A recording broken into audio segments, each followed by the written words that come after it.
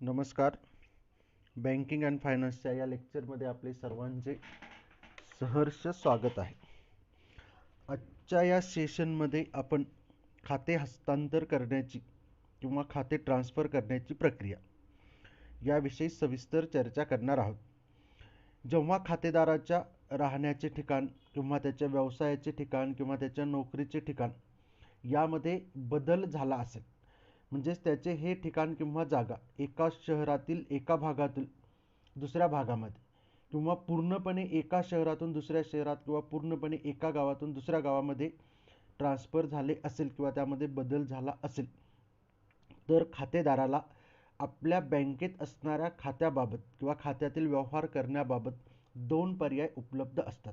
म्हणजे जेव्हा खातेदाराच्या राहण्याचं ठिकाण बदललं असेल किंवा त्याच्या नोकरीचं ठिकाण बदललं असेल, ते ठिकाण मोठ्या शहरातील एका भागातून दुसऱ्या भागामध्ये गेलं असेल किंवा डायरेक्ट एका शहरातून दुसऱ्या शहरामध्ये गेला असेल, की पुण्यात समजा एखाद्या व्यक्तीचं अकाउंट असेल की त्याचं त्या ठिकाणी एका भागातून दुसऱ्या भागामध्ये ट्रान्सफर झाली असेल, तर त्या ठिकाणी त्याला ते खातं बदलण्याविषयीची प्रक्रिया करण्यासाठी दोन पर्याय उपलब्ध असतात. किंवा पुण्यातून त्या व्यक्तीची ट्रान्सफर जर मुंबईत झाली असेल, दिल्लीत झाली असेल किंवा इतर ठिकाणी झाली असेल, तर त्यावेळी देखील त्याला त्या ठिकाणी दोन पर्याय उपलब्ध असतात. त्यापैकी जो पहिला पर्याय, तो पहिल्या पर्यायाविषयी आपण मागच्या सेशनमध्ये चर्चा केलेली आहे. पहिला पर्याय म्हणजे आत्ता सध्या ज्या बँकेमध्ये अकाउंट आहे किंवा खातं आहे, ते खातं त्या ठिकाणी बंद करणे आणि ज्या ठिकाणी त्याची ट्रान्सफर झालेली आहे त्या नवीन ठिकाणी वेगळ्या बँकेत नवीन खातं उघडणे, हा त्याचा पहिला पर्याय आहे. म्हणजे आत्ताचं खातं बंद करणे आणि दुसऱ्या ठिकाणी नवीन ठिकाणी दुसरं खातं उघडणे, हा एक पर्याय.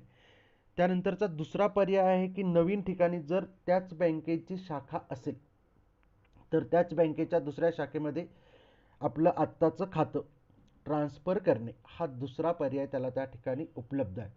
की त्या व्यक्तीची ज्या ठिकाणाहून दुसऱ्या ठिकाणी बदली झालेली आहे किंवा ट्रान्सफर झाले, त्या ठिकाणी जर त्याचं खातं असलेल्या बँकेची शाखा असेल, तर त्याला त्या ठिकाणी त्याच बँकेच्या दुसऱ्या शाखेमध्ये आपलं खातं ट्रान्सफर करता येतं. त्यामुळे हा दुसरा पर्याय त्याला त्या ठिकाणी उपलब्ध असतो. खातेदाराला बँकेच्या एका शाखेतून दुसऱ्या शाखेमध्ये जर खात्याचं हस्तांतरण करायचं असेल, तर त्याला देखील एक विशिष्ट प्रकारची प्रक्रिया पूर्ण करावी लागते. ज्याप्रमाणे खाते बंद करण्याची विशिष्ट प्रक्रिया असते, त्याचप्रमाणे खाते ट्रान्सफर करण्याची देखील एक विशिष्ट प्रक्रिया किंवा एक विशिष्ट पद्धती असते. आणि ती प्रक्रिया जर पूर्ण केली तर व्यक्तीचं किंवा त्या खातेदाराचं खातं हस्तांतरण करण्याची प्रक्रिया किंवा व्यवहार त्या ठिकाणी पूर्ण होतो. तेव्हा बँकेतील खातं हस्तांतरण करण्याची जी प्रक्रिया, त्या प्रक्रियेमध्ये पहिला घटक आहे खाते हस्तांतरण करण्याचा अर्ज बँकेमध्ये सादर करणे. दुसरा घटक आहे बँकेकडून त्या ठिकाणी हस्तांतरणाची किंवा स्थानांतरणाची तयारी करणे. तिसरा घटक आहे रक्कम आणि दस्तऐवज, खात्यातील रक्कम आणि त्या व्यक्तीकडे असणारे दस्तऐवज. चौथा घटक आहे खात्याचं ट्रान्सफर करणे आणि पाचवा घटक आहे ट्रान्सफर झालेल्या ठिकाणी खात्यातील व्यवहार करणे. तर हे जे पाच घटक आहे, या पाच घटकांविषयी आज आता आपण या ठिकाणी सविस्तर चर्चा पुढील प्रमाणे करू. त्यातला पहिला घटक आहे खाते हस्तांतरणाचा अर्ज करणे. खातेदाराला त्याच्या बँकेच्या शाखेत खाते हस्तांतर करण्याचा किंवा खाते ट्रान्सफर करण्याचा विहित नमुन्यातील लेखी अर्ज सादर करावा लागतो. की ज्या व्यक्तीला आपलं खातं त्या बँकेच्या एका शाखेतून दुसऱ्या शाखेमध्ये हस्तांतरित करायचं आहे, त्याला त्या ठिकाणी बँकेमध्ये खाते ट्रान्सफर करण्याविषयीचा एक लेखी अर्ज दाखल करावा लागतो. या अर्जासोबत त्या खातेदाराला त्याचे खाते पुस्तक म्हणजे त्याचे पासबुक, त्याचे भरणा पुस्तक जर त्याच्याकडे असेल तर ते भरणा पुस्तक किंवा भरणा पावत्या असतील तर त्याला त्या ठिकाणी जमा करावे लागतात. धनादेश पुस्तक, चेकबुक असेल तर ते जमा करावं लागेल. ATM कार्ड, डेबिट कार्ड असेल तर हे सगळे दस्तऐवज किंवा हे सगळे जे घटक आहेत, तर हे सगळे घटक त्या अर्जासोबत त्या ज्या बँकेमध्ये सध्या खातं आहे, ज्या शाखेमध्ये सध्या खातं आहे, त्या ठिकाणी हे जमा करावे लागते. त्याचप्रमाणे नवीन ठिकाणच्या ज्या शाखेत अकाउंट ओपन करायचं आहे, त्या शाखेतही जुन्या शाखेतील आपले खाते या विशिष्ट शाखेमध्ये ट्रान्सफर करण्यासंबंधीचा अर्ज हा दाखल करावा लागतो. म्हणजे सध्या ज्या शाखेमध्ये आपलं खातं आहे, त्या खात्यामध्ये त्या शाखेमध्ये खातं हस्तांतरण करण्याचा अर्ज दाखल करावा लागतो. त्याचप्रमाणे नवीन ठिकाणी किंवा नवीन ठिकाणच्या इतर ठिकाणच्या ज्या शाखेमध्ये आपलं खातं हस्तांतरण करायचं आहे, त्या शाखेमध्ये देखील खाते स्थानांतर करण्यासाठीचा अर्ज दाखल करावा लागतो.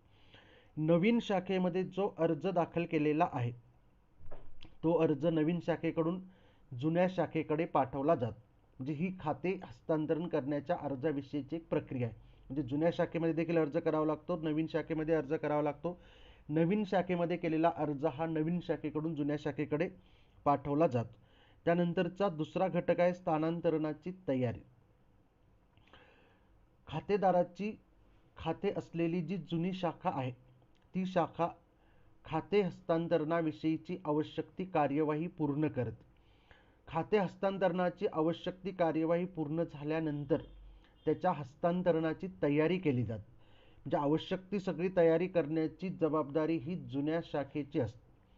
त्याचप्रमाणे त्या खातेदाराच्या खात्यामध्ये जी शिल्लक रक्कम असेल ती शिल्लक रक्कम आणि ज्या दिवशी त्याचं खातं बंद होणार आहे किंवा ज्या दिवशी त्याचं खातं ट्रान्सफर होणार आहे त्या दिवसापर्यंत त्याच्या खात्यात शिल्लक असलेल्या रकमेवरील व्याज याचं मोजमाप करून ठेवण्याची जबाबदारी ही जुन्या शाखेची असते. म्हणजे जुनी शाखा ही खाते हस्तांतरणाची तयारी करते. त्याचप्रमाणे बँकेची जी खतावणी असेल किंवा खतावणी पुस्तक असेल तर त्या खतावणी पुस्तकामध्ये त्याची नोंद केली जाते. खतावणी पुस्तकामध्ये खाते हस्तांतरित करण्याचा किंवा दुसऱ्या शाखेकडे वर्ग केल्याचा शिक्का किंवा शेरा त्या ठिकाणी नोंद केला जातो. म्हणजे स्थानांतरणाची जी तयारी आहे त्या तयारीमध्ये जुन्या शाखेला त्या ठिकाणी संपूर्ण प्रक्रिया पूर्ण करावी लागते. म्हणजे त्याच्या खात्यामध्ये किती शिल्लक रक्कम आहे त्याच्यावर त्या ठिकाणी त्या दिवसापर्यंत किती व्याज झालेलं आहे याचं मोजमाप करून त्या ठिकाणी ठेवावं लागतं. त्याचप्रमाणे आपल्या शाखेचं जे खतावणी पुस्तक आहे त्या खतावणी पुस्तकामध्ये किंवा रजिस्टरमध्ये त्या ठिकाणी त्या व्यक्तीचं खातं विशिष्ट कुठल्या खाते शाखेमध्ये ट्रान्सफर झालेलं आहे त्याची नोंद करावी लागते. त्याचप्रमाणे त्या खातेदाराचे जे खाते पुस्तक आहे त्या खाते पुस्तकामध्ये देखील अकाउंट ट्रान्सफर किंवा खाते स्थानांतरित किंवा हस्तांतरित असा शेरा किंवा शिक्का मारण्याची जबाबदारी ही त्या जुन्या शाखेला करावी लागते. तर अशा प्रकारे ही खात्याच्या स्थानांतरणाची तयारी आहे. त्यानंतरचा तिसरा घटक आहे रक्कम आणि दस्तऐवज किंवा कागदपत्र. खातेदाराला जुन्या शाखेतील सर्व दस्तऐवज जुन्या शाखेकडे जमा करावे लागतात.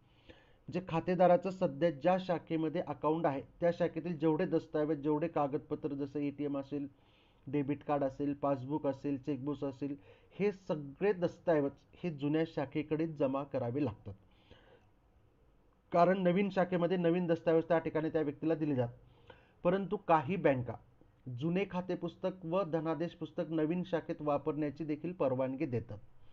म्हणजे एखादी बँक त्या ठिकाणी असेल तिने जुन्या शाखेतील दस्तऐवज असतील म्हणजे खाते पुस्तक असेल तर नवीन शाखेमध्ये त्या ठिकाणी वापरता येत. धनादेश पुस्तक असेल तर नवीन शाखेमध्ये वापरण्याची देखील परवानगी दिली जाते. म्हणजे जोपर्यंत चेकबुकमध्ये चेक शिल्लक आहे तोपर्यंत त्या ठिकाणी ते वापरता येतात. ते चेकबुक पूर्ण झाल्यानंतर नवीन चेकबुक हे नवीन शाखेमधूनच त्या ठिकाणी घ्यावं लागतं. तर अशा प्रकारे त्या ठिकाणी काही बँका जुने दस्तऐवज म्हणजे खाते पुस्तक असेल किंवा चेकबुक असेल तर हे वापरण्याची परवानगी देतात. बँकेची जुनी शाखा खातेदाराच्या खात्यातील शिल्लक रक्कम त्यानंतर त्याचं खाते पुस्तक त्याचं धनादेश पुस्तक खातेदाराचा खाते उघडण्याचा पूर्वीचा अर्ज म्हणजे खातेदाराने या शाखेमध्ये खाते उघडण्यासाठी जो अर्ज केला असेल तो अर्ज, नमुना स्वाक्षरी, त्यानंतर नामांकनाचे पत्र म्हणजे वारस नोंदीचं जे पत्र असेल तर ते पत्र इत्यादी सर्व दस्तऐवज ही जुनी शाखा नवीन शाखेकडे पाठवण्याचं कार्य करते. नवीन शाखा या सर्व दस्तऐवजांची पडताळणी करते किंवा त्याचं चेकिंग करते. त्याची पडताळणी करून त्याची नोंद ही बँकेच्या खतावणीमध्ये केली जाते. त्यानंतर खातेदाराचे नवीन खाते उघडले जाते आणि त्यामध्ये जुन्या शाखेकडून प्राप्त झालेली जी शिल्लक रक्कम आहे ती शिल्लक रक्कम ही जमा केली जाते. म्हणजे जुन्या शाखेकडून शिल्लक रक्कम आहे त्याच्यावरील व्याज ही जी एकूण रक्कम नवीन शाखेला प्राप्त झाली आहे तर ती नवीन शाखा ती रक्कम ही या खातेदाराच्या नवीन खात्यामध्ये जमा करण्याचं कार्य करते. त्यानंतर चौथा घटक आहे खात्याचं प्रत्यक्ष स्थानांतरण. बँकेच्या नवीन ठिकाणी असलेल्या किंवा नवीन शाखेत जुन्या शाखेकडून रक्कम जी जुन्या शाखेकडे असलेली त्याची शिल्लक रक्कम त्याच्यावरील व्याजाची अशी एकूण रक्कम आणि जुन्या शाखेकडील दस्तऐवज नवीन शाखेला प्राप्त झाल्यानंतर नवीन शाखा खातेदाराचे खाते आपल्या शाखेमध्ये उघडते. म्हणजे नवीन शाखा जुन्या शाखेतील दस्तऐवज आणि रक्कम प्राप्त झाल्याशिवाय आपल्या शाखेमध्ये खाते उघडत नाही. त्यानंतर जुन्या शाखेकडून आलेली रक्कम ही नवीन खात्यामध्ये जमा करण्याचं कार्य हे नवीन शाखेकडून केलं जातं आणि त्यानंतर त्याची नोंद ही बँकेच्या खतावणीमध्ये केली जाते. तर अशा प्रकारे या ठिकाणी खाते हस्तांतरण करण्याची प्रक्रिया आता पूर्ण झाली. म्हणजे जुन्या बँकेकडून सगळे दस्तऐवज हे नवीन बँकेला, नवीन शाखेला प्राप्त झाले, त्यातील रक्कम त्या ठिकाणी प्राप्त झाली. नवीन शाखेने त्या व्यक्तीचं, खातेदाराचं खातं आपल्या शाखेमध्ये उघडलं आणि त्या खात्यामध्ये आता नवीन जुन्या शाखेतून प्राप्त झालेली जी एकूण रक्कम आहे ती रक्कम त्या ठिकाणी जमा केली आणि त्या सगळ्याची नोंद आता बँकेच्या किंवा त्या शाखेच्या खतावणीमध्ये केली. म्हणजे खाते हस्तांतरण किंवा स्थानांतर करण्याची प्रक्रिया ठिकाणी झाली. आणि त्यानंतरचा घटक किंवा शेवटचा घटक आहे की खात्यातील व्यवहार.